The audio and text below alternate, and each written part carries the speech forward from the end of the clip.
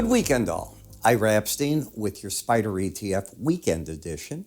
And this is for a happy Easter Day and Passover, of course, for Sunday. And this is the 17th of April, 2022. Now, the first announcement, I'm going to be gone starting noon Monday. I won't be back the whole week. I'm doing a car trip with my son, who has been relocated, if you will, to Northern California. So it's the two of us. His wife's going to follow. She's got commitments here. She's got to first finish up. And it'll be the two of us on the road. I'm bringing my computer with, but I'm not going to have my studio. So without my studio, I'm not going to be able to do what I normally do. And I like to be me on the screen. I could certainly voice over things. I don't want to do that. I like it when I'm there talking to you. So the events, we had some interesting events. Let's go to Twitter first because it's important. Poison pill day. So the board swallowed the poison pill. And all that does is make it more difficult if Mr. Musk still wants to go after the company. And that's the big if. Nobody can ever quite figure out what he wants to do that much, all right? It'll probably give a bid back into Tesla because if his attention goes back away from Twitter, it probably helps Tesla. I was reading this weekend where there was some companies being recommended, MarketWatch and some of the others for this type of environment. They like McDonald's, they like Tesla, Planter. I can go on and on. There were about 8 or 10 of them, but it was interesting what they see and why they saw those type of companies. Twitter's got a gap on the chart, and the question is it going to fill it? Apple's run into trouble, as I expected it would. Then you get to the other markets, and you see a sea of red behind me. You know, let's face it, the markets are acting bearish. They're all very concerned with what these interest rate hikes are going to do. The next thing that happened big over the weekend is the Biden administration completely reversed gears properly. I applaud them for it. And they are now going to reopen federal lands for natural gas exploration and development and oil. Now what they have to do is convince the big companies to follow suit because this flip-flopping back and forth, how do you run a business with a 5-year plan, 10-year plan? It's pretty hard. So that becomes the problem. Will they say, well, it's a one-term Joe and the Republicans are going to get in and we should go back and begin that? I don't know. Nobody knows. First of all, I don't know who's going to win the election. But that's the problem. Under this administration, you do one thing, then you do another, and that's not the good thing. On the other hand, it's great for our allies. Now, Joe, Mr. President, get the pipeline reopened. Go back and finish it. Why? Then America. North America, Canada and the United States, our oil can take on what Russia is doing and help our European allies in a big manner. They still get Saudi oil and other areas they can get things from, and it'll wean them off of Russian oil. The next thing it does is it tells OPEC, hey, stop screwing with us. And that's what they're doing. They're keeping oil at these prices. You know it, I know it, and they know it. That's the game. We can do more about that so we become energy independent. We open up world markets in a different source to get it from. One I would think is a lot more reliable than OPEC and or Russia. Okay, so you get over to Twitter. The interesting thing is here's the Musk bid and the market dropped on it. Didn't go anywhere. So those in the know figured something like this was going to happen. They know more than we know. Is the market going to fill the gap at 40.96? That's the big question. You can see how it looks on the swing line. It's bullish, but the gap is in there at the 40.96 level. The market is sitting here. It ran up to the 100-week moving average, got thrown back. Typically, support comes back in around the 200-week. If you give that up, that would be very close, possibly slip sliding and hopefully filling that gap, maybe.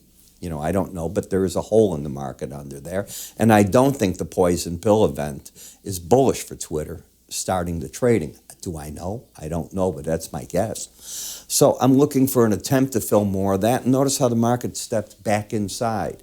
On a weekly basis, the Bollinger Bands, that was expected as well. And momentum is setting up. Then the bank indexes, they're just in big trouble. The target is probably down here.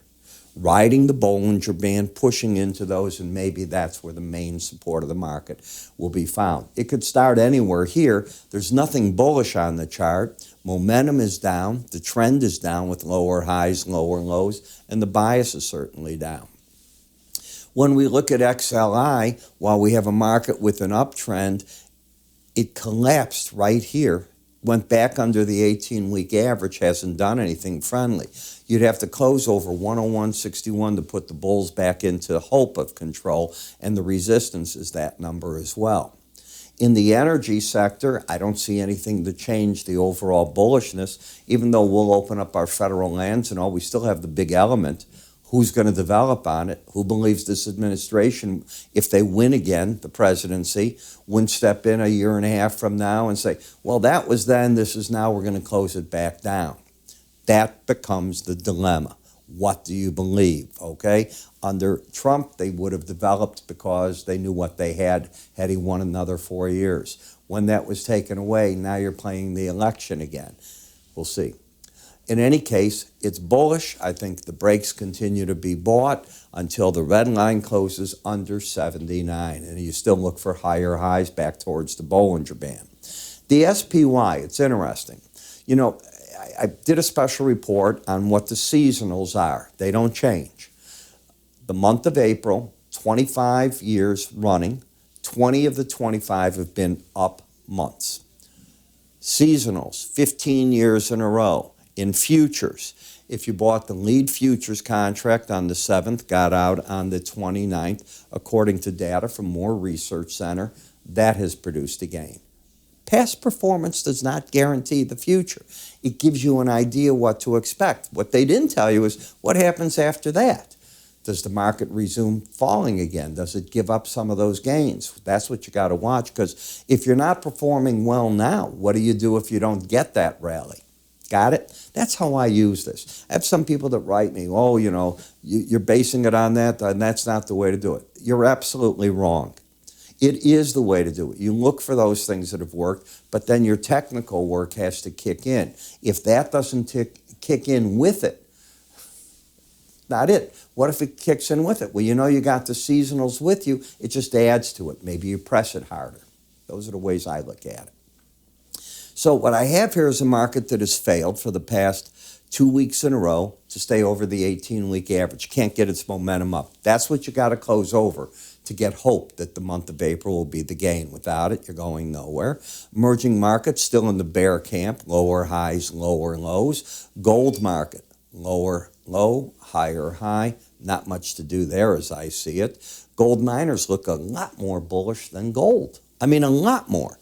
Do they have the embedded reading? So right here, an 80 reading, an 87. Here's both numbers over 80 in there. So I have to assume it's embedded, which tells me on the breaks in the market, if you've taken my enhanced Bollinger Band course, I'm not going to give you what you do.